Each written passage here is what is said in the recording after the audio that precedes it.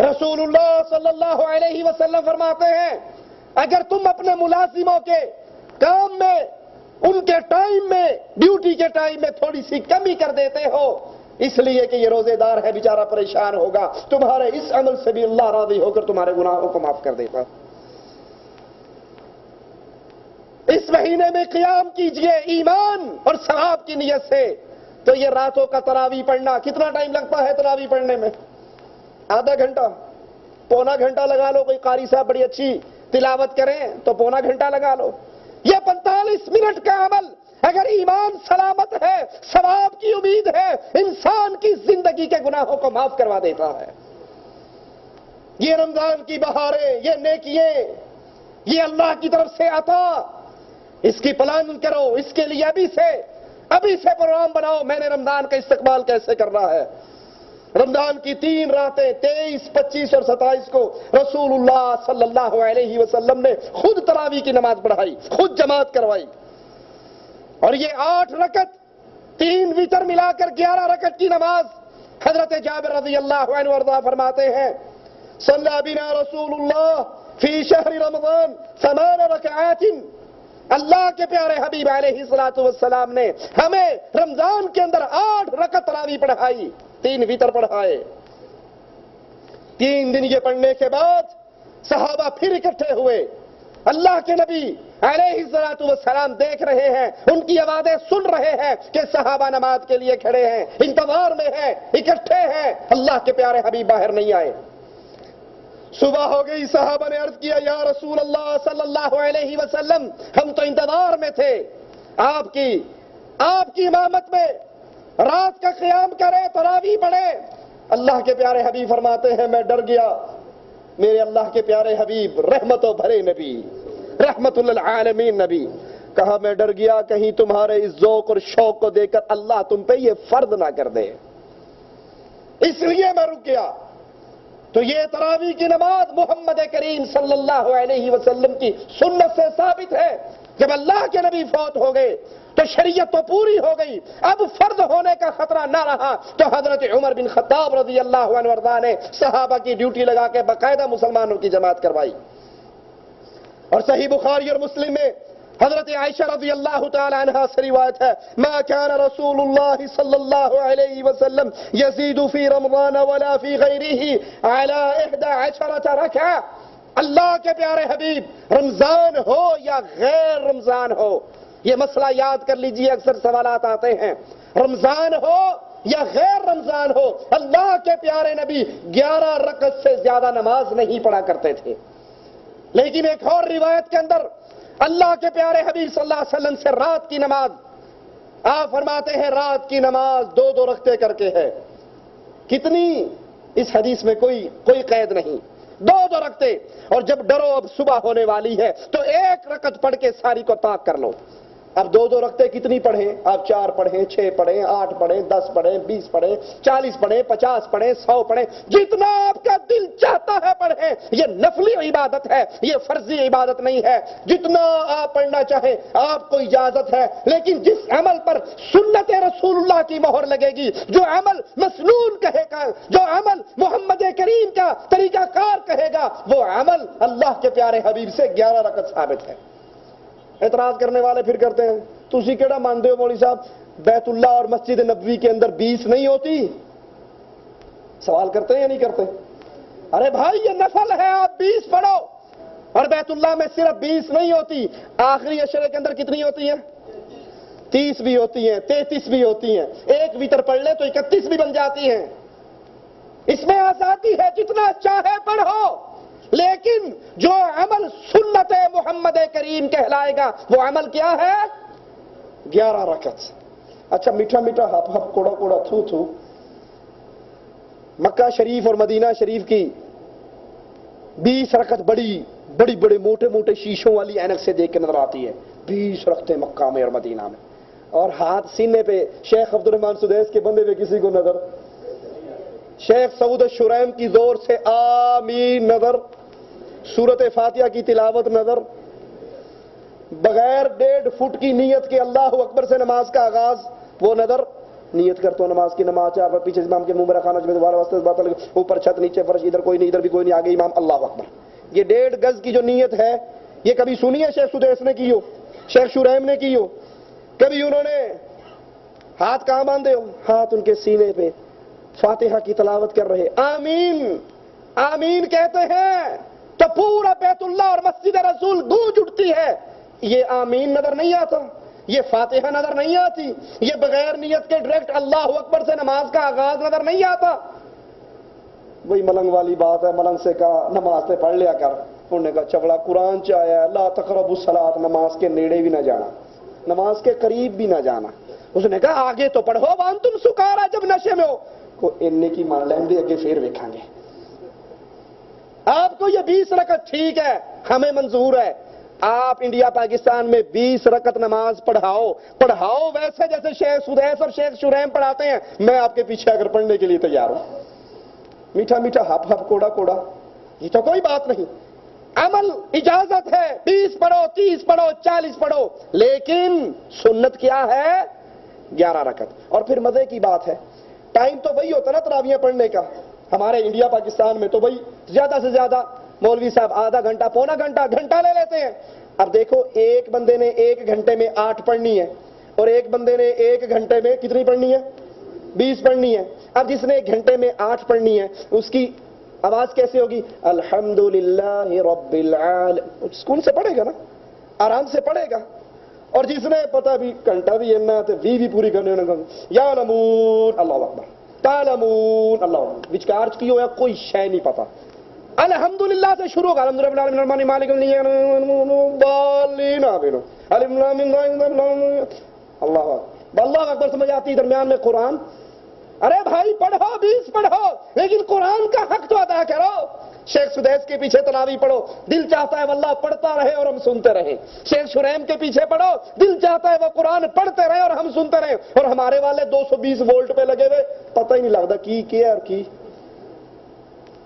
یہ عبادت اللہ کے ہاں معیار یاد کر لو، اللہ کے ہاں معیار کوانٹٹی نہیں ہے، کوالٹی ہے. کوانٹٹی اللہ کے ہاں کثرت معیار نہیں ہے، وہاں پر معیار کیا ہے؟ آپ جو عمل کر رہے ہو وہ عمل کیسا ہے، تھوڑا اور زیادہ معیار. اسی لیے رسول اللہ صلی اللہ علیہ وسلم نے فرمایا تھا ایک بندے نے آج اللہ کو اللہ کے نام پہ 1 درہم دیا اور ایک نے 1 لاکھ درہم دیا. 1 درہم والا لاکھ سے جیت گیا. 1 درہم والا کتنے سے جیت گیا؟ لاکھ سے جی. صحابہ نے کہا یا رسول اللہ صلی اللہ علیہ وسلم ایک نے 1 درہم دیا ایک نے لاکھ دیا، اللہ نے اجر و ثواب 1 درہم والے کو لاکھ والے سے بھی زیادہ دیا، کیوں؟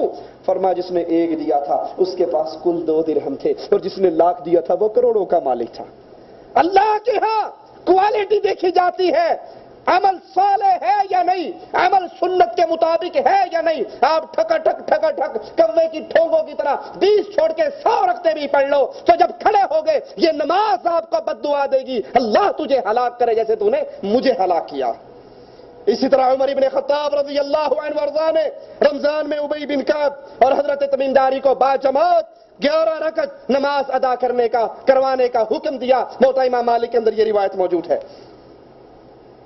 اس مہینے کے اندر شب قدر وہ عظیم رات جس کے بارے میں رسول اللہ صلی اللہ علیہ وسلم فرماتے ہیں من قام لیلۃ القدر، جو شب قدر کو قیام کر لے ایمان و احتسابا، حالت ایمان ثواب کی امید سے، اللہ اس کی زندگی کے سارے گناہوں کو معاف کر دیتا ہے. اور مالک عز و جل اس رات کے بارے میں فرماتا ہے لیلۃ القدر خیر من 1000 شہر. ایک رات شب قدر، یہ رمضان کے آخری عشرے کی طاق راتوں میں ایک رات، اس ایک رات کی عبادت 1 ماہ کی عبادت سے زیادہ بہتر ہے. 1000 مہینے کی عبادت سے، 1000 مہینے اس کی عبادت سے بہتر ہے ایک رات کی عبادت. اور 1000 مہینے تقریباً 83 سال کا عرصہ بنتا ہے. اس رات کو تلاش کیجئے. عائشہ پوچھتی ہیں یا رسول اللہ صلی اللہ علیہ وسلم میں اس رات کو پالوں تو کیا دعا کروں؟ آپ نے فرمایا دعا کرو اللہم انک عفو تحب العفو فاعف عنی.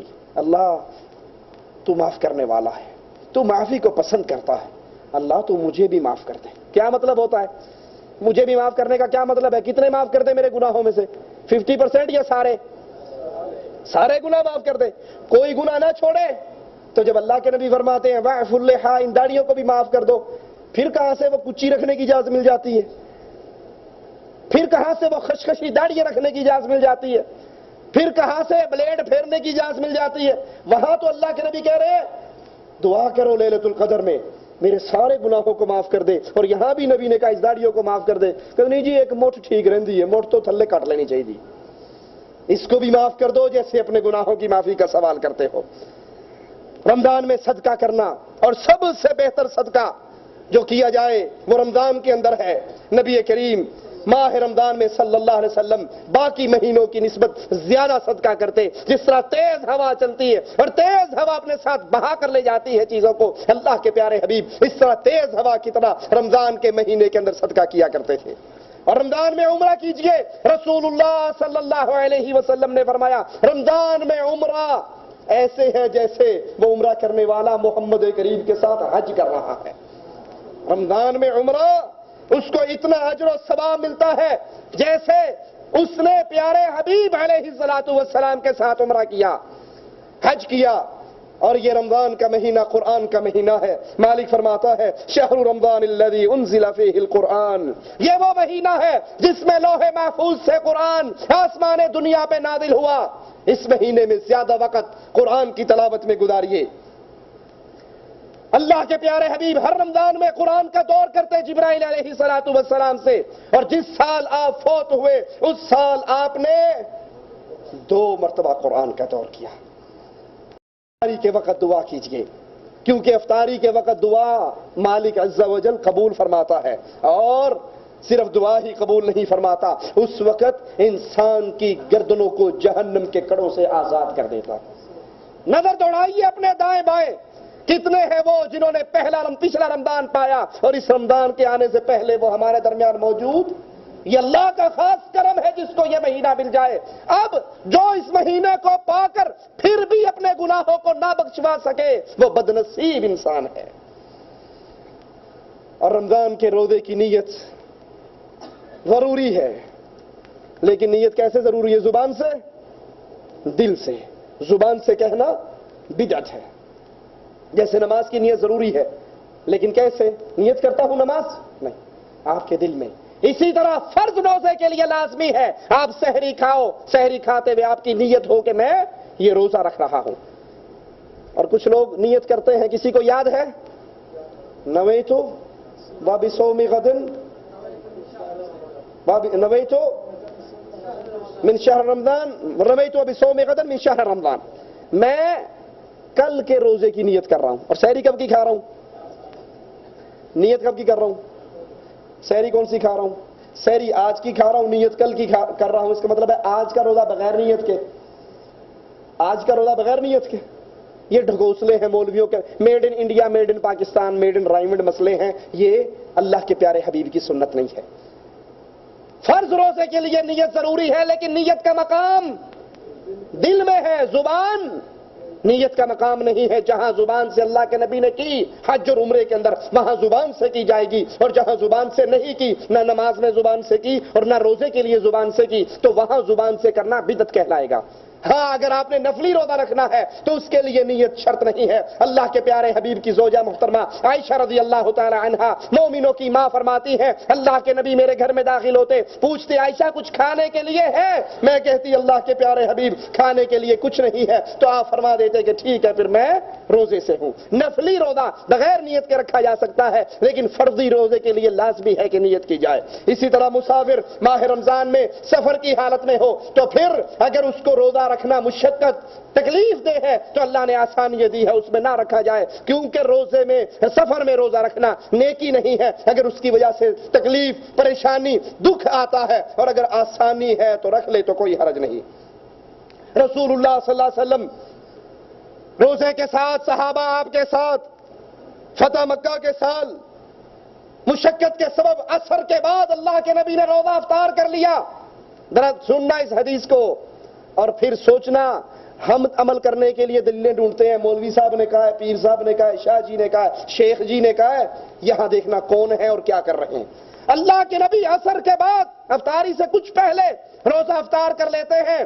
کچھ صحابہ سوچتے ہیں، کچھ مولویوں نے نہیں سوچا، صحابہ کرام نے سوچا کہ ہم بہادر ہیں، طاقت والے ہیں، کیوں نہ ہم روزہ پورا کر لیں، تاکہ پورا کریں گے تو جنہوں نے افطار کر لیا ان سے زیادہ اجر ملے گا نا، اور لڑائی اگر کرنی پڑی تو ہم بڑے بہادر ہیں، طاقت مند ہیں، ہمارے لیے لڑائی میں پریشانی نہیں ہوگی.